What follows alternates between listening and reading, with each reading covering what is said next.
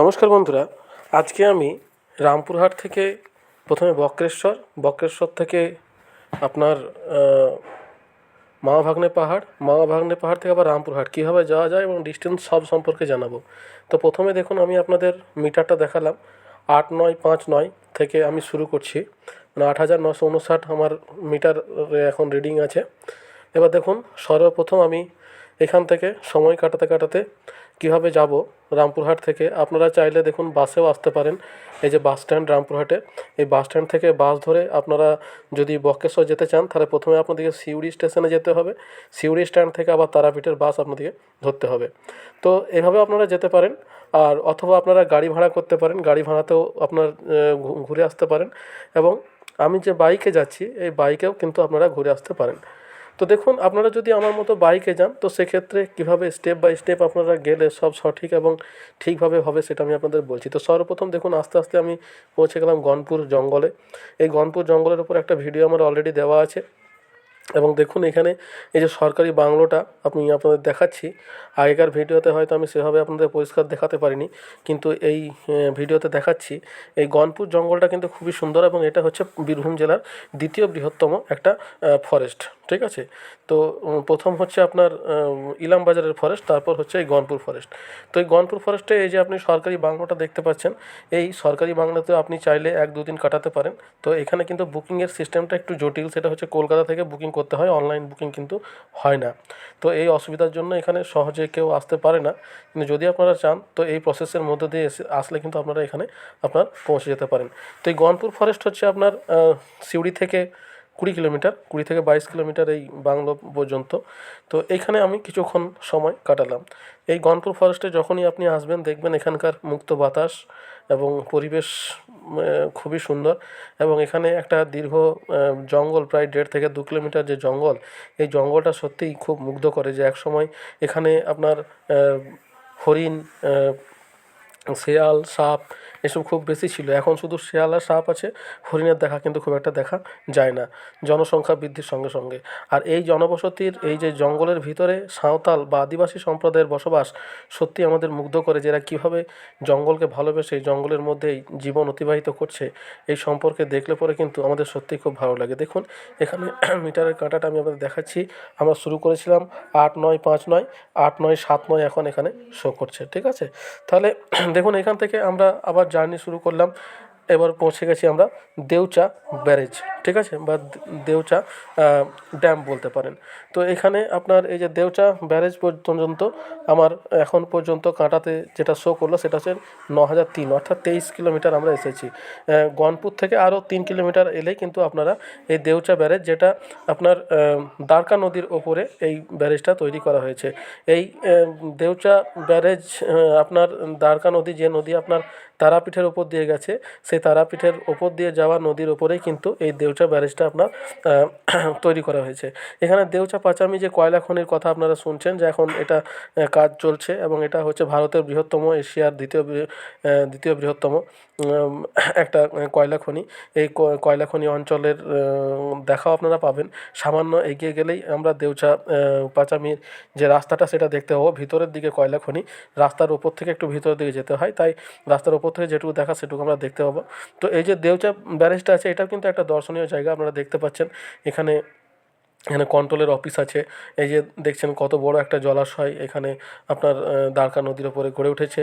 এই নদী আপনার তারাপীঠের ওপর দিয়ে গেছে। তো তারাপীঠের ওপর দিয়ে গেলে আপনি এটাকে অতটা পরিষ্কার বুঝতে পারবেন না, কিন্তু দেখুন এখানে কী রকম বিশাল জলধারা এই দেউচা তে আপনার গড়ে তোলা হয়েছে। আমরা দেখুন একটা নয়, দুটো ব্যারেজ দেখতে পাবো। প্রথমে এখানে যাব, এরপরে তিলপাড়া ব্যারেজ। ঠিক আছে। তো তিলপাড়া ব্যারেজটাও কিন্তু যথেষ্ট ভালো, কিন্তু দুঃখের বিষয় হচ্ছে ওখানে আপনার এখন কাজ চলার জন্য জল কিন্তু খুব একটা নেই। ঠিক আছে।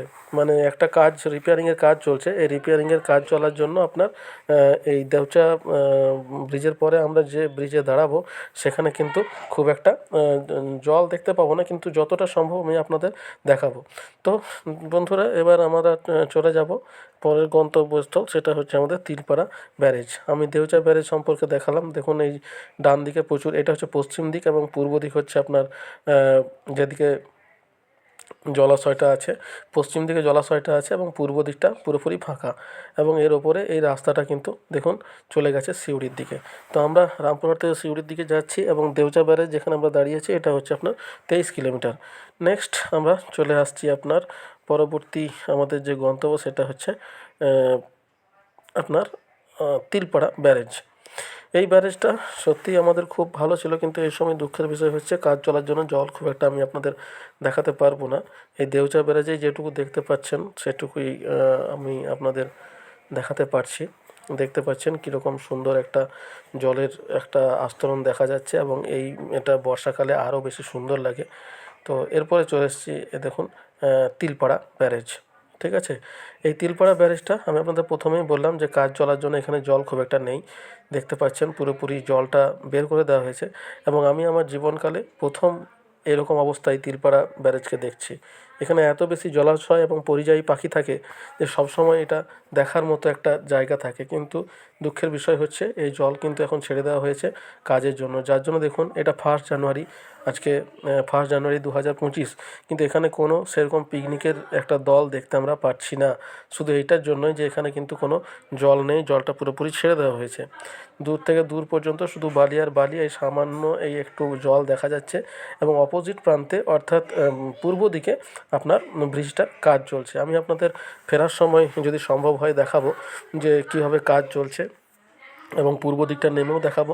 এখন আপাতত আমি আপনাদের পশ্চিম দিকটা নেমে দেখাবো। পূর্ব দিকে যে অবস্থা আছে সেটা সম্পর্কে আমি আপনাদের দেখালাম, এবং আমি আপনাদের বলেছি আমাদেরকে প্রায় বক্রেশ্বর যেতে হবে, যার দূরত্ব রামপুরহাট থেকে প্রায় 67 কিলোমিটার। ঠিক আছে, আমি আপনাদের পুরো মানে প্রমাণসহ দেখাবো। আমি 8, 9, 5, 9 আমার জার্নি শুরু করেছি, এবং আমাদের বক্রেশ্বর অবধি কতটা হচ্ছে সেটা দেখিয়ে আমি আপনাদের শুরু করব। তো দেখুন যাত্রাটা আমাদের খুবই সুন্দর হতে চলেছে। প্রথমে গনপুর জঙ্গলে দাঁড়ালাম, গনপুর জঙ্গলে আপনার বাংলো ফরেস্টে সেখানকার প্রকৃতি দেখার পরে আমরা দেউচা ব্যারেজে দাঁড়ালাম, এবং দেউচা ব্যারেজের পরে আমরা চলে এসেছি এখন আপনার তিলপাড়া ব্যারেজে। ঠিক আছে, এই তিলপাড়া ব্যারেজ থেকে আমরা সোজা সিউড়ির দিকে চলে যাব। তবে আমি আপনাদের বলে রাখি যে বক্রেশ্বর যেটা হচ্ছে সেটার জন্য কিন্তু আপনাদের সিউড়ি শহরের ভিতরে ঢুকতে হবে না। দেখুন 9003 শো করছে, 9003, যেটা দেউচা থেকে আপনার এখানে এলাম। এরপরে আপনার আমরা চলে যাব সিউড়ি রাস্তায়, কিন্তু সিউড়ি শহরে না ঢুকে এইরকম জায়গাতে এসে ডান দিকে আপনাদেরকে বাঁকতে হবে। এই গেটটা আপনি খেয়াল রাখুন। অনেকগুলোই রাস্তা আছে, পরপর দুটো রাস্তা আছে এরকম, কিন্তু সেই রাস্তাগুলোতে যাবেন না, কেননা ওইগুলোতে একটু জটিল, মানে জিজ্ঞেস করে করে আপনাদের যেতে হবে। কিন্তু এটাতে আপনি সোজা পথে যেতে পারবেন। বাঁ দিকে চলে যাচ্ছে সিউড়ি, এবং ডান দিকে চলে যাচ্ছে আপনার বক্রেশ্বর। এবং বক্রেশ্বর যাওয়ার পথে আমরা মাঝে এই জায়গাতে একটু দাঁড়িয়েছিলাম একটু টি ব্রেকের জন্য, জয় আপনার এবং এখানকার মন্দিরটা দেখার জন্য। দেখতে পাচ্ছেন কীরকম সুন্দর একটা গাছ, এবং তার নিচে মন্দির, এবং তার পরেই একটা ব্রিজ দেখতে পেলাম। এখানেও আপনার পিকনিক যথেষ্ট পরিমাণে হচ্ছিল। এই একটা ছোট্ট মতো একটা নদীর ওপর দিয়ে কজয়ের ওপরে এখানে আপনার জল নিচে বয়ে যাচ্ছিলো, এবং উপরে আপনার ব্রিজ, এবং এখানে আপনার হচ্ছে মানে পিকনিক হচ্ছিলো। এরপর দেখুন আমরা চলে এসেছি বক্রেশ্বর। দেখতে পাচ্ছেন আমার গাড়ির কাঁটায় আছে 9026, অর্থাৎ টোটাল ডিস্টেন্স হচ্ছে আমার 67 কিলোমিটার। আমি 8, 9, 5, 9 থেকে শুরু করেছিলাম, শেষ হলো 9026, তাহলে 67 কিলোমিটার হচ্ছে টোটাল ডিস্টেন্স। দেখুন এখানে যে কর্মতীর্থ যে সরকারি ভবনটা আছে এর সামনেই কিন্তু আমি গাড়ি রেখে দিয়েছিলাম, ভিতরের দিকে নিয়ে যাইনি, কেননা ভিতরের দিকে পার্কিংয়ের জায়গা পাবো কি যা পাবো না। এর পাশেই দেখুন এই গেটটা, তাই না, খুব বেশি দূরও নয়। এখান থেকে আপনার 100 মিটার হয়তো ম্যাক্সিমাম হবে, 100 মিটার আপনি ক্রস করলেই আপনি সব কিছু পেয়ে যাবেন। মন্দির, এখানে স্নান করার জায়গা, এবং স্নান করার যে জায়গাটা সেটা হচ্ছে আপনার ডান দিকে, মন্দিরটা হচ্ছে ডান দিকে। এখানে উষ্ণ প্রস্রবণের জন্য বিখ্যাত, আপনারা জানেন। একাধারে এটা একটা উষ্ণ প্রস্রবণ, আবার অন্যদিকে এটা একটা শ্মশান। ঠিক আছে, এখানে কিন্তু মানে মৃতদেহ দাহের কাজও কিন্তু করা হয়ে থাকে। তো বন্ধুরা দেখুন আমরা চলে এসেছি এখানকার, দেখুন গরম জলের ঘাট, অর্থাৎ এইদিকে গেলে আপনি গরম জলের ঘাট পাবেন, এবং এখানে টিকিট কেটে প্রবেশ করতে হয় 10 টাকা প্রতি জন হিসাবে। এবং এখানে দেখুন দুপাশে অনেক দোকান, অনেক কিছু জিনিস এখানে পাওয়া যায়, এবং এটা দিয়ে ঢুকলে আপনারা ওই গরম ঘাটে জলের দিকে যেতে পারবেন। এবং যদি আপনারা প্রথমে স্নান করে তারপরে পুজো দিতে চান, তাহলে প্রথমে আপনাদেরকে এইখানে আসতে হবে। এই দেখতে পাচ্ছেন টিকিট ঘর, এখানে টিকিট কাটার পর এই গেটটা দিয়ে আপনাদের ঢুকতে হবে, এবং গরম জলে স্নান করার পরে আপনারা মন্দিরে গিয়ে পুজো দিতে পারেন। আর যদি স্নান করার প্রয়োজন না থাকে তো সেই ক্ষেত্রে আপনারা সরাসরি মন্দিরে ঢুকতে পারেন। এবার দেখুন আমরা চলে যাচ্ছি মন্দিরের দিকে। মন্দিরের বাইরে জুতো রাখা, তাই দেখতে পাচ্ছেন কত কত মন্দির, ভিতরে প্রচুর শিব মন্দির আছে। আমি একটা একটা করে সমস্ত আপনাদের দেখাবো এবং দেখবেন এখানকার যে পুরনো মন্দির, এই মন্দির সত্যি আমাদের মুগ্ধ করে। অনেক জায়গাতেই এই মন্দিরকে ধ্বংস করে দেওয়া হয়েছে বহিঃশত্রুদের দ্বারা। আর এই বক্রেশ্বর বা এরকম কিছু কিছু জায়গাতে যেগুলো সংরক্ষিত আছে বা এখনও ধ্বংস হয়নি, সেই জায়গাগুলোই আমরা কিন্তু এখন দেখতে পাই। দেখেন এখানে ভোগের আয়োজন চলছিল এবং আমরা মন্দিরগুলো, পুরনো মন্দিরগুলো একের পর এক দর্শন করছিলাম। আমি আপনাদের এগুলো দর্শনের সুযোগ করে দিচ্ছি। দেখুন, আপনারা উপভোগ করুন এবং আপনারা যদি এখানে পুজো দিতে চান তাহলে সেক্ষেত্রে এখানে দেখবেন কতগুলো পূজারীর অ্যাডভার্টাইজমেন্ট দেওয়া আছে, যেগুলো কিন্তু আমি আমার ভিডিওতে ক্যাপচার করেছি, আমার ক্যামেরাতে ক্যাপচার করেছি। আপনারা সেখান থেকে তাদের সঙ্গে যোগাযোগ করে আসতে পারেন। দেখুন, আমি আপনাদের একটা কথা বলে রাখি, বাইরে যেখানে জুতো খুলে আপনি প্রবেশ করছেন সেখানে কিন্তু যারা আছে তারা কিন্তু নিজেরাই জুতোটাকে কিন্তু নিয়ে চলে যায় এবং তার জন্য তার বিনিময়ে টাকার মানে দাবি করে এবং ওটা আমাদের জুতো বলে ইয়ে করে। তো সেটা আপনারা সেটা খুব বেশি নেয় না, জুতো পিছু 5 টাকা এরকম কিছু একটা নিয়ে থাকে। তো আমরা জুতোটা তো ফাঁকাতেই রেখে এসেছিলাম এবং যখন বাইরে যাই গিয়ে দেখি জুতোটা কোনো একজন নিয়ে রেখে দিয়েছে এবং সে বলছে আমি 3টে জুতো রেখেছি, 3টের জন্য এত টাকা লাগবে। তো যাই হোক, আমরা পে করে দিয়েছি। তো আপনারা দেখবেন সেই বিষয়টা একটু নজর দেবেন, ঠিক আছে? এবার দেখুন, আমি মন্দিরটা খুব ভালোভাবে দেখাচ্ছি একের পর এক। এগুলো সব পুরনো মন্দির, এগুলোতে পুজো খুব একটা হয় না, শুধুমাত্র পুরনো মন্দির এবং এর ভিতরে যে শিবলিঙ্গ, কোষ্ঠী পাথরের যে লিঙ্গ, সেটা আপনারা দেখতে পারেন। এবং এখানকার বয়স সম্পর্কে দেখছেন মনোরঞ্জন আচার্য, এই যে ফোন নাম্বার দেওয়া হয়েছে, এদের সঙ্গে যোগাযোগ করে আপনারা পুজোর জন্য আসতে পারেন। আর এখানে পুজো দিতে গেলে আপনারা এদের সঙ্গে যোগাযোগ করলে ভালোভাবে পুজো দিতে পারবেন, অথবা এখানে এসে সরাসরিও আপনারা ব্যবস্থা করতে পারেন। কোনো অসুবিধা আপনাদের কোনো ক্ষেত্রেই হবে না। এবার দেখুন, আমি পরপর মন্দিরগুলো দেখানোর ফাঁকে কতগুলো কথা বলে রাখি। এখানে যে উষ্ণ প্রস্রবণগুলো আছে, এই উষ্ণ প্রস্রবণ যে জল, সেগুলো সবের তাপমাত্রা কিন্তু সমান নয়। বাম্বার পাশে অর্থাৎ মন্দির যেখানে পুজো দেওয়া হয় তার পাশে যে জলের জায়গাটা আছে, তার তাপমাত্রা 30 থেকে 32 ডিগ্রি সেলসিয়াস, যেটা বাবার মাথাতে দেওয়া হয় এবং বাবাকে স্নান করানো হয়। তারপরে যেখানে স্নান করার জায়গায় যাবেন সেখানেও কিন্তু দেখবেন জলাশয়গুলো ভাগ ভাগ করা আছে এবং সেখানে ভাগ ভাগ করা আছে তার কারণ হচ্ছে প্রত্যেকটা তাপমাত্রা কিন্তু আলাদা আলাদা। যেখানে স্নান করা হয় সেখানকার তাপমাত্রা আপনার 35 থেকে 40 ডিগ্রি সেলসিয়াস এবং যেখান থেকে দেখবেন ভাঁপ উঠছে সেখানকার তাপমাত্রা প্রায় 70 থেকে 80 ডিগ্রি সেলসিয়াস, যেগুলোতে হয়তো স্নান করলে হয়তো মানে পুড়ে যেতে পারে, তাই সেগুলোতে নামতে দেওয়া হয় না। আর এগুলোর বাইরে যেটা দেখা সেটা হচ্ছে এই মন্দির। এই মন্দিরগুলো সত্যিই খুব পুরনো এবং আমাদের মুগ্ধ করে।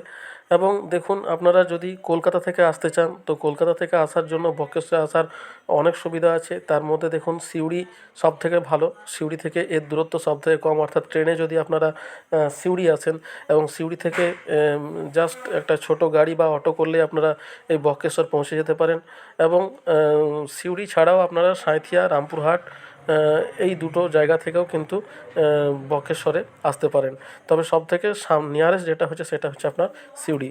তো দেখুন, এটা হচ্ছে আপনার মানে পূজার গৃহ বা বাবার পূজার জায়গা। এখানে আপনারা পুজো দিতে যখন আসবেন তখন এখানেই আপনাদের আসতে হবে এবং পুজো দেওয়া হবে।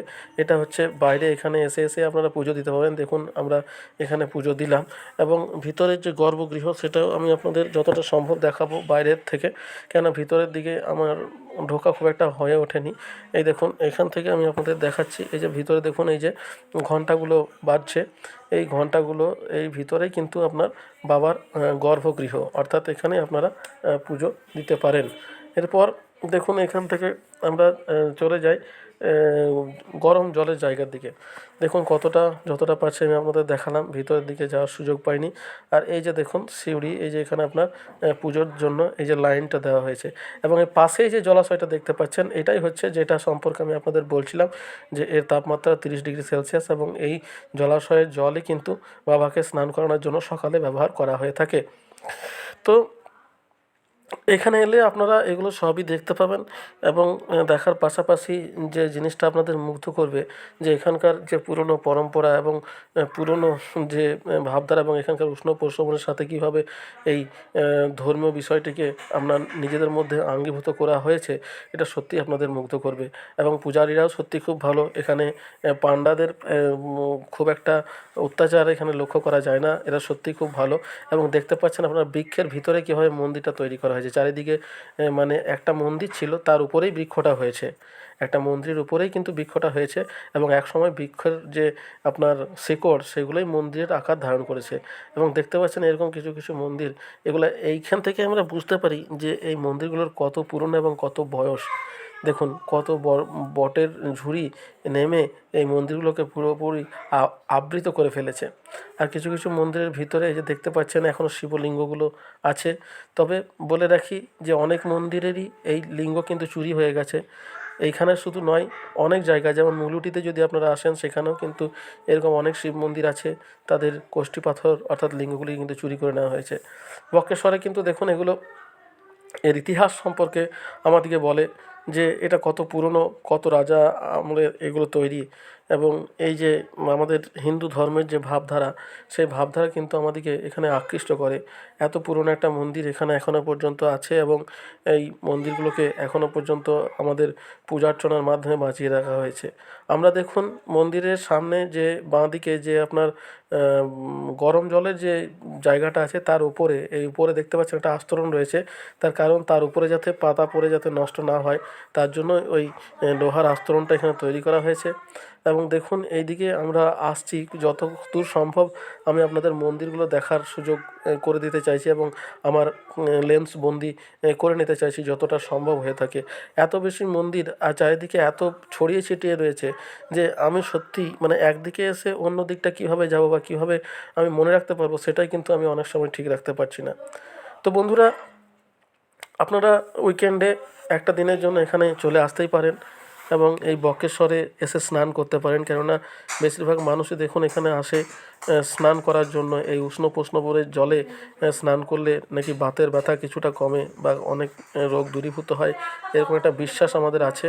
এবং এই বিশ্বাসের উপর নির্ভর করেই কিন্তু এখন অনেকেই এখানে আসে। এবং আপনাদের দেখাবো যে কীভাবে লাইন দিয়ে আপনার স্নান করছে স্নানঘরে। এবং প্রথমেই আমরা মন্দিরটা দেখে নিলাম এবং মন্দিরটা দেখার পরে আমরা স্নান ঘাটের দিকে যাব এবং স্নান ঘাটের দিকে যাওয়ার পরে আমরা আপনার পরবর্তী আমরা গন্তব্য হচ্ছে আমাদের মামা ভাগ্নে পাহাড়, যেটা দুবরাজপুরে অবস্থিত। এই দেখুন এই যে মন্দিরটার পাশে যে জলাশয়টা দেখতে পাচ্ছেন, এই যে জলাশয়টা, এই জলাশয়ের জলেই কিন্তু আপনার বাবার স্নান করানো হয়, যেটা আমি আপনাদের প্রথম থেকেই বলে আসছি। এবং এর তাপমাত্রা প্রায় 30 ডিগ্রি সেলসিয়াস। তো এই জল আপনারা পুজোর কাজে ব্যবহার করা হয় এবং আপনারাও চাইলে মাথায় নিতে পারেন এই জল। ঘাটের ব্যবস্থা আছে, একটু সামনে গিয়েই বাঁ সাইডে আপনার ঘাট আছে। এবং এরপরে যদি আপনারা জল নিতে চান তাহলে সেক্ষেত্রে কিন্তু আপনাদেরকে টিকিট কেটে স্নানঘর যেটা আছে সেখানে কিন্তু প্রবেশ করতে হবে।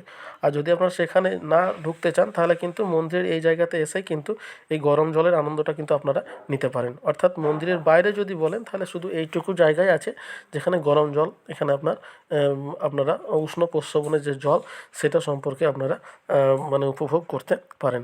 তো দেখুন মন্দির সম্পর্কে যতটা সম্ভব আমি আপনাদের দেখাচ্ছি ওয়ান বাই ওয়ান। এবং এইটার পরে আমরা স্নানঘরের দিকে যাব। স্নানঘরের দিকে আপনার কীরকম ব্যবস্থা, সেখানে স্ত্রী পুরুষ আলাদা ব্যবস্থা কীভাবে করা হয়েছে সে সম্পর্কে আপনাদের বলবো। তো দেখুন এই দিক থেকে আমরা এখানে চলে এলাম এবং এখানে দেখুন একটা পুকুর রয়েছে। এটা কিন্তু সাধারণ পুকুর, এটা কিন্তু উষ্ণ প্রস্রবণের পুকুর নয়। এই উষ্ণ প্রস্রবণের পুকুরের বাইরের দিকে এই যে পুকুরটা আছে, এখানে আপনারা মানে ওপেন অবস্থাতে আছে, এটা পরিষ্কার পরিচ্ছন্ন করার জন্য আপনারা এটাকে ব্যবহার করতে পারেন।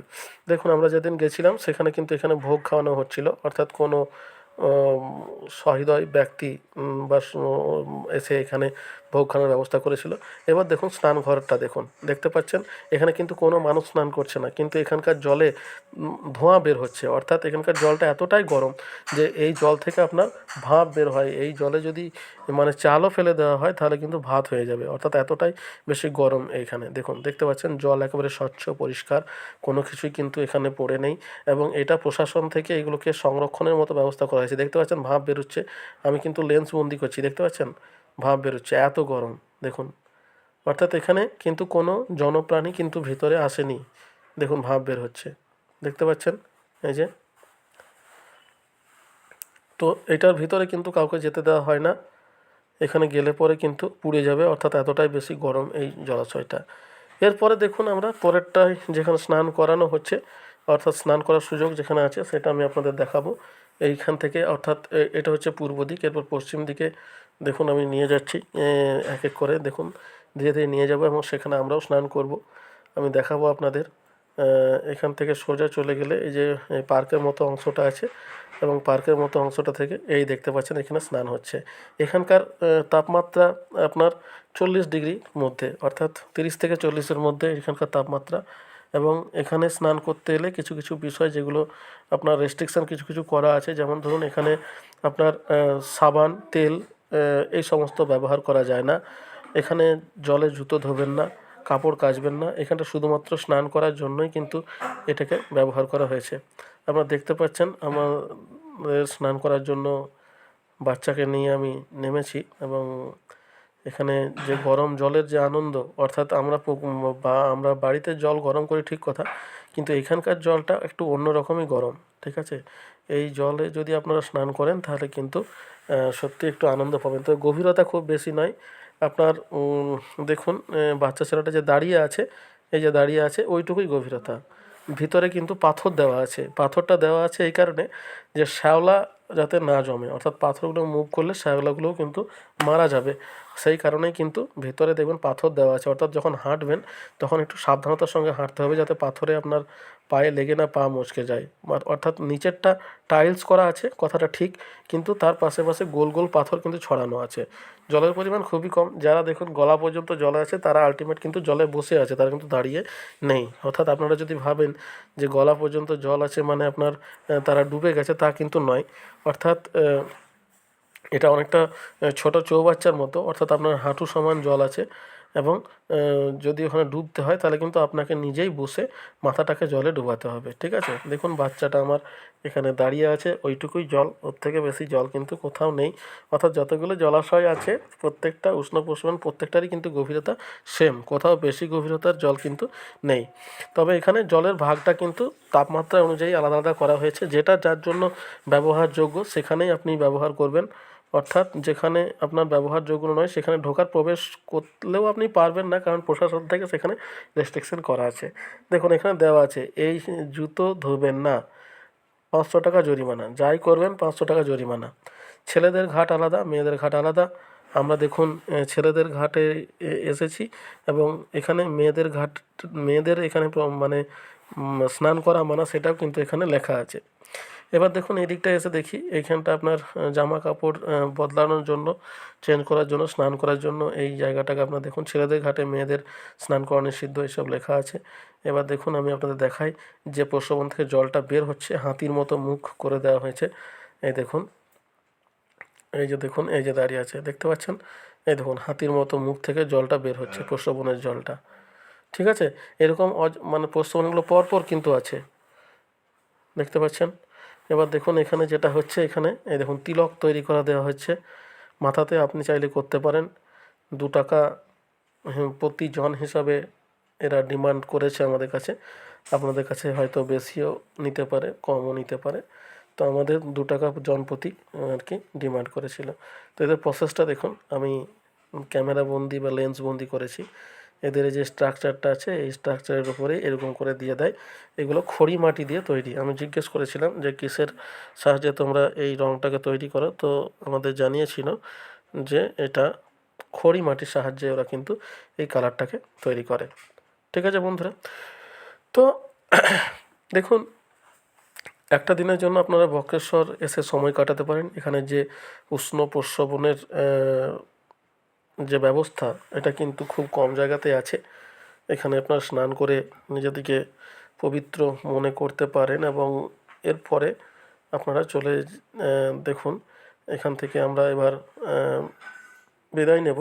এখানে হোটেলেরও ব্যবস্থা আছে, এখানে আপনার খাওয়া দাওয়া হোটেল টোটেল সবই আছে, ফুডিং লজিং কোনো কাজেই কিন্তু কোনো অসুবিধা নেই।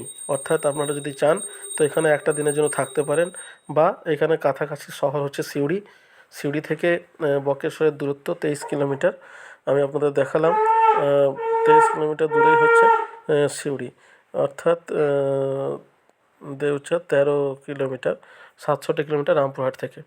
এরপর দেখুন, অর্থাৎ সিউড়ি থেকে হবে আপনার 22 কিলোমিটার, সরি 20 কিলোমিটার কি 22 কিলোমিটার এরকম দূরত্ব হবে আপনার সিউড়ি থেকে বক্রেশ্বর। এবার দেখুন আমি বাইরের এই অংশটা দেখাই। এটা আপনার আমাদের স্নানঘর বা উষ্ণ প্রস্রবণের যে ঘর, সেখান থেকে বাইরে যাচ্ছি এবং বাইরে গিয়ে আমি আপনাদের দেখাবো যে ওখানে দেখুন দর্শনীয় স্থান। এখানে যে শ্মশান, সেই শ্মশানের কিছু নিয়ম এখানে দেখুন দেওয়া আছে এবং এখানে পানীয় জলের ব্যবস্থাও আছে। পশ্চিম দিকে দেখুন পানীয় জলের যদি প্রয়োজন হয় তো আপনারা এখান থেকে নিতে পারেন। দেখতে পাচ্ছেন পিছনের দিকে যে বড় ট্যাঙ্কির মতো আছে, এখানে পানীয় জলের ব্যবস্থা করা আছে। পানীয় জল, এখান থেকে আমরা পানীয় জল কিছুটা সংগ্রহ করলাম এবং এরপরে আমরা এখান থেকে বেরিয়ে যাব। সেটা হচ্ছে পরবর্তী গন্তব্য হচ্ছে আমাদের দুবরাজপুরের মামাভাগ্নে পাহাড়, যেটা দূরত্ব এখান থেকে মোটেই 12 কিলোমিটার, যেটা বীরভূম জেলার একমাত্র পাহাড়। দেখুন এখানে 10 টাকা প্রবেশ মূল্য, গাড়ি পার্কিংয়েরও ব্যবস্থা আছে।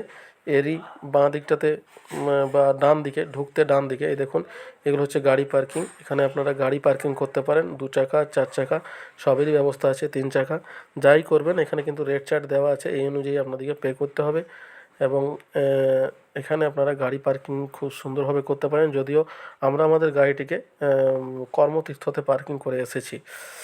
তো দেখুন এবার আমরা বেরিয়ে যাচ্ছি এখান থেকে। আমাদের স্নান হয়ে গেল, পুজোও হয়ে গেল।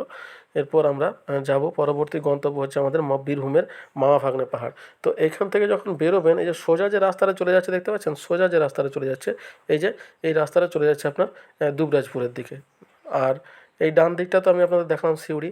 তো আমরা দেখুন দুবরাজপুরের রাস্তায় এগিয়ে যাচ্ছি। দূরত্ব বলেছিলাম 12 কিলোমিটার, 12 কিলোমিটারের মধ্যে 7 কিলোমিটার আমরা চলে এসেছি এবং 7 কিলোমিটার পর দেখুন আর 5 কিলোমিটার আমাদের বাকি আছে দুবরাজপুর যাওয়ার জন্য। এই দুবরাজপুরে পাহাড়ের স্বর বা পাহাড়পুর যে জায়গাটা, সেইখানে কিন্তু মামাভাগ্নে পাহাড় অবস্থিত এবং এখানে যে দেবতার পূজা হয় পাহাড়েশ্বর, অর্থাৎ শিবেরই একটা রূপ, সেই পাহাড়েশ্বর বাবার পুজো এবং সেখানে মন্দির, একটা অনেক বড় মন্দির আছে, সেই মন্দিরটাও আমি আপনাদের দর্শন করাবো। এবং এখানে যে প্রাকৃতিক সৌন্দর্য সেটা দেখবেন মিউনিসিপ্যালিটি কর্তৃপক্ষ থেকে, অর্থাৎ দুবরাজপুর মিউনিসিপ্যালিটি কর্তৃপক্ষ থেকে করা হয়েছে। দেখুন রাস্তাতে ঘোড়া দেখতে পেয়েছিলাম, এই ঘোড়াগুলো আমি আপনাদের দেখাচ্ছি। লাস্টে যে ঘোড়াটা আছে এটা বাচ্চা ঘোড়া। এই দেখুন আমরা চলে এসেছি পাহাড়েশ্বর। এই দেখুন মামাভাগ্নে পাহাড়, এটা মিউনিসিপ্যালিটির জলের ট্যাঙ্কি এবং দেখুন এখানে অনেক টুরিস্ট বাস আছে। এখানে দেখুন দূরত্ব হচ্ছে 9039, ঠিক আছে, অর্থাৎ 13 কিলোমিটার। 9026 শুরু করেছিলাম বক্রেশ্বর থেকে, 9039 আমরা এসে পৌঁছালাম আমাদের পাহাড়, মামাভাগ্নে পাহাড়ে। তো এবার দেখুন চলুন দেখা যাক আমাদের মামাভাগ্নে পাহাড়। এই উপরের দিকে দেখুন অনেক পাথর আছে, তার মধ্যে যে দুটো বা সব থেকে বড় পাথর, সেই দুটোরই নাম আছে মামা এবং ভাগ্নে।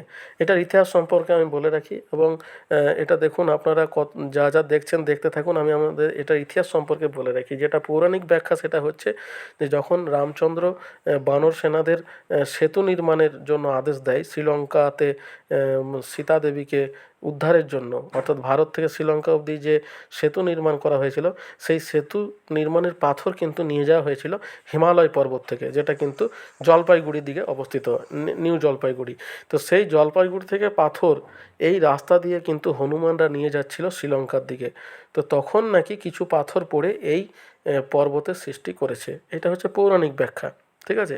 এটা হচ্ছে আপনার পৌরাণিক ব্যাখ্যা যে এই বানর সেনাদের নিয়ে যাওয়া পাথর হাত থেকে পড়ে গিয়ে এই পর্বতের সৃষ্টি করেছে পৌরাণিক ব্যাখ্যা অনুযায়ী। কিন্তু আমরা ভৌগোলিক ব্যাখ্যা যদি দিতে চাই তাহলে এটা কিন্তু হচ্ছে একটা ক্ষয়জাত পর্বত, অর্থাৎ এটা প্রথমে অনেক উঁচু একটা পাহাড়ের মতোই ছিল এবং ধীরে ধীরে প্রাকৃতিক বিভিন্ন এলিমেন্টসে আপনার ঝড় জল বায়ু এসবের দ্বারা ক্ষয়প্রাপ্ত হয়ে এখন এটা কিন্তু এই রূপ ধারণ করেছে। অর্থাৎ এটা কিন্তু একটা ক্ষয়জাত পর্বতের অংশ এবং এই ক্ষয়জাত পর্বতের সবথেকে বড় যে দুটো পাথর মামা এবং ভাগ্নে পাশাপাশি আছে এবং এখানকার পাথরগুলোর যে ব্যালেন্সিং অবস্থা, এই ব্যালেন্সটাই কিন্তু আমাদেরকে আশ্চর্য করে যে কীভাবে দেখুন একটার উপরে একটা পাথর, এত বড় বড় ভারী ভারী পাথর কিন্তু এখানে ব্যালেন্স অবস্থায় আছে। প্রথমে কিন্তু এই যে যাওয়া আসার যে রাস্তাটা, এই রাস্তাগুলো কিন্তু করা ছিল না। আমি যখন অনেক ছোটোবেলায় এখানে এসেছিলাম এগুলো ছিল না, কিন্তু বর্তমানে মিউনিসিপ্যালিটি কর্তৃপক্ষ কিন্তু এখানে এগুলো আপনার এখন বর্তমানে করেছে, অর্থাৎ এতে সুবিধা হয়েছে যে যাওয়া আসার রাস্তাটা কিন্তু খুবই মসৃণ হয়েছে। এবং দেখতে পাচ্ছেন এই মা ভাগ্নে পাহাড়ের বিভিন্ন প্রান্তে প্রান্তে বিভিন্ন কিনারায় কিনারায় কোলে কোলে কিন্তু এখানে মানুষ আজকের দিনে পিকনিক করছে, অর্থাৎ বনভোজন। আজকে 1 জানুয়ারি, অর্থাৎ আমাদের যে ইংরেজিতে 1 জানুয়ারি আর পৌষ মাসে আমাদের একটা বনভোজন করতে হয়, সেই অনুযায়ী দেখুন আজকে কিন্তু এখানে অনেকেই বনভোজনের ব্যবস্থা করেছে। তো আপনারাও চাইলে এখানে বনভোজনের ব্যবস্থা করতে পারেন এবং এখানে মজা নিতে পারেন। এখানকার প্রাকৃতিক সৌন্দর্য খুবই সুন্দর এবং তার পাশাপাশি এই রাস্তাগুলো করে দেওয়াতে কিন্তু যাওয়া আসা করাটাও কিন্তু খুবই সহজ হয়েছে। তো বন্ধুরা দেখুন এখান থেকে কিন্তু আমরা চলে যাব রামপুরহাটের উদ্দেশ্যে। দুবরাজপুর থেকে রামপুরহাট, এবং তার যেভাবে আমি আপনাদের দেখিয়েছিলাম রামপুরহাট থেকে বক্রেশ্বর যাওয়ার দৃশ্য এবং পথে কোন কোন জায়গাতে কী কী সৌন্দর্য আছে তার ব্যাখ্যা দিয়েছিলাম। একই রকমভাবে আমরা যখন দুবরাজপুর থেকে অর্থাৎ মা ভাগ্নে পাহাড় থেকে রামপুরহাট ফিরব, তারও দূরত্ব এবং প্রাকৃতিক সৌন্দর্য কোনখানে কী কী আছে সবই কিন্তু আপনাদের দেখাবো। আপনারা ভিডিও স্কিপ না করে এবং দেখবেন। এবং দেখুন আমাদের প্রায় দেখার কাজ প্রায় শেষ, মা ভাগ্নে পাহাড় দেখার কাজ প্রায় শেষ। এখান থেকে আমরা বেরিয়ে পড়ব রামপুরহাটের উদ্দেশ্যে এবং মাঝের রাস্তায় কিছু কিছু জায়গাতে আমরা দাঁড়াবো এবং সেখানকার কিছু জিনিস আমি আপনাদের দেখাবো যে কী কী সেখানে আছে কি না আছে। দেখুন আমি আপনাদের জ্ঞাতার্থে বলে রাখি, এখান থেকে খুবই সামনাসামনি নীল নির্জন বলে একটা ড্যাম আরও আছে, যেটা বক্রেশ্বর এবং দুবরাজপুরের মাঝামাঝি জায়গাতে অবস্থিত। সেটাতে আমরা যেতে পারলাম না। আপনারা যদি সময় থাকে বা আপনাদের যদি ইচ্ছে থাকে তাহলে কিন্তু সেখানেও আপনারা যেতে পারেন। তবে ওটা কি একটু ভিতরের দিকে, ওটা বক্রেশ্বর থার্মাল প্ল্যান্টেরই একটা ওয়াটার রিজার্ভার, অর্থাৎ আপনারা চাইলে সেখানেও কিন্তু যেতে পারেন। তো দেখুন আমরা এখান থেকে নেমে পড়লাম এবং এখান থেকে নামার পরে আমরা চলে যাব মেন রাস্তায় এবং সেখান থেকে আমরা আমাদের গাড়ি নিয়ে চলে যাব রামপুরহাটের উদ্দেশ্যে। রামপুরহাট থেকে দুবরাজপুরের দূরত্ব হচ্ছে 72 কিলোমিটার্স। ঠিক আছে, তাহলে আপনার রামপুরহাট থেকে আপনার দেউচা আছে আপনার 44 কিলোমিটার, দেউচা থেকে বক্রেশ্বর ছিল 23 কিলোমিটার, বক্রেশ্বর থেকে আপনার দুবরাজপুর হচ্ছে 13 কিলোমিটার এবং টোটাল আপনার রামপুরহাট থেকে বক্রেশ্বরের দূরত্ব 67 কিলোমিটার এবং বক্রেশ্বর থেকে 13 কিলোমিটার হচ্ছে আপনার মা ভাগ্নে পাহাড় এবং এই মা ভাগ্নে পাহাড় থেকে রামপুরহাটের দূরত্ব হচ্ছে আপনার 72 কিলোমিটার। এবার দেখুন আমরা এখান থেকে বেরিয়ে পড়লাম এবং রাস্তাতে যে মন্দিরটা, অর্থাৎ আমাদের এই মা ভাগ্নে পাহাড়ে যে মন্দির আছে সেই মন্দিরটা আমি আপনাদের এখনও দর্শন করাইনি। এখান থেকে ফেরার পথে আমি আপনাদের মন্দিরটা দর্শন করাবো। তো দেখুন এখানে অনেকগুলোই মন্দির আছে, পাহাড়ের কোলে কোলে মন্দিরগুলোকে তৈরি করা হয়েছে। দেখুন এখানেও কালী মন্দির এবং যেটা পাহাড়েশ্বর অ্যাকচুয়ালি শিবের একটা রূপ, আর কোলে কোলে দেখুন মা কালীকে নির্মাণ করা হয়েছে। আমি আপনাদের এর আগেও মা ভাগ্নে পাহাড়ের কাছাকাছি একটা মা কালীকে দেখালাম। তারপরে নিচের দিকে নামতে নামতে দেখুন এইখানে একটা মা কালীর মন্দিরকে তৈরি করা হয়েছে এবং এই মা কালী মন্দিরের পরে আমরা দেখুন চলে যাব আমাদের যে পাহাড়েশ্বরের যে মন্দিরটা করা হয়েছে, বড় মন্দির, যেটা মিউনিসিপ্যালিটি কর্তৃপক্ষ থেকে করা হয়েছে, সেই মন্দিরটা কিন্তু আমি আপনাদের দর্শন করাবো। তো দেখুন এভাবে আস্তে আস্তে আমরা নিচের দিকে নামতে থাকছি এবং নামার পরে আমরা পৌঁছে যাব পরবর্তী মন্দির দর্শনের জায়গাতে এবং উপরে নিচে কয়েকটা দিকেই আপনার রাস্তাটা চলে গেছে। আপনারা যতটা সম্ভব এভাবে এখানকার সৌন্দর্যটাকে উপভোগ করতে পারবেন এবং এখান থেকে আপনারা দেখতে পাবেন যে পুরো দুবরাজপুর শহরটাকে, এটা দুবরাজপুরের সবথেকে উঁচু জায়গা এবং এইখান থেকে আপনারা পুরো দুবরাজপুরের ভিউটা কিন্তু পেয়ে যাবেন। মা ভাগ্নে যে দুটো পাথর আছে সেখানে দেখবেন লেখা আছে, একটাতে মামা অপরটাতে ভাগ্নে, এবং সেখান থেকে কিন্তু পুরো দুবরাজপুরের যে ভিউটা সেটা কিন্তু আপনারা উপভোগ করতে পারবেন। এটা কিন্তু একটা ভালো জায়গা, অর্থাৎ এটা সবথেকে উঁচু জায়গা। এই উঁচু জায়গা থেকে পুরো শহরটাই কিন্তু আপনারা দেখতে পাবেন।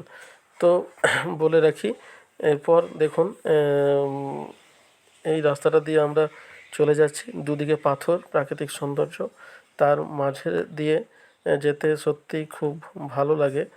এবং এই যে একটা উইকেন্ডে এই আপনার 1 জানুয়ারি একটা ছুটির দিনে বা যে কোনো ছুটির দিনে যদি আপনারা আসেন তো এখানে কিন্তু মানুষজনের সমাগম হয়ে থাকে।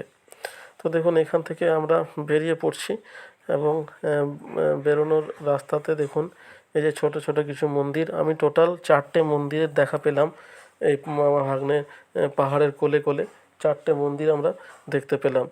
আরও আর একটা পার্ক আছে, সে পার্কের দিকে আমাদের যাওয়ার সুযোগ হয়নি। এবার দেখুন যেটা দেখাচ্ছি সেটা হচ্ছে আমাদের পাহাড়েশ্বর মন্দির। এটা হচ্ছে প্রধান মন্দির, এটা সবথেকে বড় মন্দির। দেখুন এটা নির্মাণ করা হয়েছে, দেখতে পাচ্ছেন। ভিতরের দিকে যতটা সম্ভব আমি আপনাদের দেখাবো। একটা পুরোপুরি সাদা রঙের মার্বেল পাথর এবং অন্যান্য পাথরে তৈরি জয় বাবা পাহাড়েশ্বর মন্দির। এটার ভিতরে ঢুকে আপনারা পুজো দিতে পারেন। এবং দেখুন ভিতরটা যতটা সময়ের মধ্যে দেখাচ্ছি, ক্যামেরা অ্যালাউ না হওয়ায় খুব একটা দেখাতে পারলাম না। দেখুন ভিতরে উপরে কীরকম বড়, এবং এখানে যাই বলবেন এটা কিন্তু ইকো করে, অর্থাৎ ভিতরটা পুরোপুরি গম্বুজের মতো, বুঝতে পেরেছেন? তো বন্ধুরা দেখুন এখান থেকে আমরা বেরিয়ে যাব রামপুরহাটের উদ্দেশ্যে। তো বলে রাখি, যদি আমার ভিডিওটা আপনাদের ভালো লেগে থাকে, ইনফরমেটিভ মনে হয়ে থাকে, তো প্লিজ আমার চ্যানেলটিকে লাইক শেয়ার সাবস্ক্রাইব করুন। আর সাবস্ক্রাইব করলে হবে কি, যখনই আমি কোনো ভিডিও দেব তখনই কিন্তু আপনাদের কাছে সেই নোটিফিকেশান পৌঁছে যাবে। এবং লাইক শেয়ার অবশ্যই করবেন, করলে পরে আমারও একটু উৎসাহ জাগবে। এরপর দেখুন এই যে পাহাড়েশ্বরের মন্দির, এই মন্দিরটা কিন্তু প্রথমে ছিল না, শুধুমাত্র ওই যে পাথরটা ছিল সেখানেই পুজো করা হতো। এখন সেই জায়গাতে কিন্তু মন্দির করে দেওয়া হয়েছে। এরপর আমরা ধীরে ধীরে বেরিয়ে যাচ্ছি এখান থেকে বেরোনোর পরে আমাদের পরবর্তী গন্তব্য হচ্ছে রামপুরহাট। এবং রাস্তাতে যা কিছু ভালো সুন্দর দেখা যাবে আমি কিন্তু আপনাদের সঙ্গে শেয়ার করতে থাকবো। এই যে হচ্ছে আপনার পাহাড়েশ্বরের গেট। ঠিক আছে বন্ধুরা, এইখানে গেটের দুধারে দেখুন অনেক কিছু দোকান বসেছে, আপনারা কিনতে পারেন এবং এখানকার যে সৌন্দর্য হিসাবে কিছু নিয়ে নিতে পারবেন। তো বন্ধুরা দেখুন এবারে আমরা বেরিয়ে পড়ছি এবং এখান থেকে এই যে দেখুন দুদিকে দুটো রাস্তা চলে গেছে, একদিকে যাচ্ছে রানীগঞ্জ, অন্যদিকে খয়রাশোল। অর্থাৎ এই রানীগঞ্জের দিকে সোজা আপনারা গেলে পাহাড়েশ্বর মন্দিরটা পাবেন। এবং দেখুন রামপুরহাট যাওয়ার রাস্তায় আমরা বক্রেশ্বর থার্মাল প্ল্যান্ট এটা আমরা দেখতে পেলাম। এটা হচ্ছে তাপবিদ্যুৎ কেন্দ্র বক্রেশ্বরের, অর্থাৎ আমি যে নীল নির্জন ওয়াটার রিজার্ভারের কথা বলছি, এটা কিন্তু এই বক্রেশ্বরেরই একটা ওয়াটার রিজার্ভারের অংশবিশেষ। রাস্তায় আসার পথে রেলগেট বন্ধ ছিল প্রায় 10 থেকে 15 মিনিট। দেখুন দেখতে পাচ্ছেন আমরা কিন্তু সিউড়ি শহরের ভিতরে ঢুকিনি। সিউড়ি শহরের ভিতর দিয়ে ঢুকলে কিন্তু এই রেলগেটটা কিন্তু পাওয়া যায় না, আমরা যেহেতু ঢুকেছিলাম তাই রেলগেট পেলাম। এবার দেখুন চলে এসেছি আমরা তিলপাড়া ব্যারেজে। তিলপাড়া ব্যারেজের আমি কথা দিয়েছিলাম যে পশ্চিম দিকটা দেখিয়েছি, পূর্ব দিকটা আমি আপনাদের দেখাবো। তো সেই কথা মতো দেখুন পূর্ব দিকের অংশটা আমি দেখাচ্ছি। এখানে দেখুন কাজ চলছে, আমি ওই দূরের দিকে জুম করে আপনাদের দেখাচ্ছি। দেখুন ওখানে জেসিপি দিয়ে কিন্তু কোনো একটা ব্রিজ তৈরির কাজ চলছে। তো তার জন্যই কিন্তু এখানে জলটা পুরোপুরি বের করে দেওয়া হয়েছে। এত মানে এরকম অবস্থায় কিন্তু তিলপাড়া ব্যারেজকে কখনো দেখা যায় না। বর্ষা আসার আগে আগে কিছুটা জল কমে, কিন্তু এই হারে জল কমে না। দেখুন অনেকটা দূরে জেসিপি দিয়ে কাজ চলছে, এই যে দেখতে পাচ্ছেন আপনারা, এই যে জেসিপি দিয়ে কিন্তু ব্রিজের ভিতরে মানে ব্রিজের এই অংশটাতে রিভার বেসিনটাতে কিন্তু আপনার জলের কাজ চলছে। ঠিক আছে, এবার দেখুন এখানে আমরা ধীরে ধীরে এখান থেকে বেরিয়ে চলে যাব রামপুরহাটের উদ্দেশ্যে। যেভাবে এসেছিলাম সেরকমভাবেই রাস্তাতে আমাদের পড়বে তিলপাড়া ব্যারেজের পর দেউচা ব্যারেজ, দেউচা ব্যারেজের পরে পড়বে গনপুর, এবং গনপুরের পরে আমরা পৌঁছে যাব আমাদের গন্তব্য অর্থাৎ রামপুরহাটের দিকে। এবং সেখানে কিন্তু আমি আপনাদের দূরত্ব দেখতে পাচ্ছেন জেসিপির সাহায্যে কাজ চলছে। এবং এই রিভার বেসিনটাও কিন্তু দেখার মতো। এখানে কিন্তু আজকের দিনে অনেকেই পিকনিক করছে। তিলপাড়া ব্যারেজের এটা ময়ূরাক্ষী নদীর উপরে অবস্থিত। বীরভূম জেলার একমাত্র প্রধান নদী হচ্ছে এই ময়ূরাক্ষী নদী। যাওয়ার পথে দেখুন এই জায়গাতে আমাকে রিফিল করতে হয়েছে ট্যাঙ্কি, অর্থাৎ এটা রিলায়েন্স সিউড়ির কাছে একমাত্র রিলায়েন্স জিওর পেট্রোল পাম্প। এবং এখানে তেল ভরার পরে আমরা পৌঁছে যাব আমাদের পরবর্তী গন্তব্য। যখন চলে এসেছি রামপুরহাট 9111 অর্থাৎ 9111। তাহলে আপনার আমাদের 9039 শুরু করেছিলাম, 911 অর্থাৎ 72 কিলোমিটার। তাহলে বন্ধুরা এতটাই, দেখা হচ্ছে পরের ভিডিওতে। ভালো থাকবেন, সুস্থ থাকবেন, ধন্যবাদ।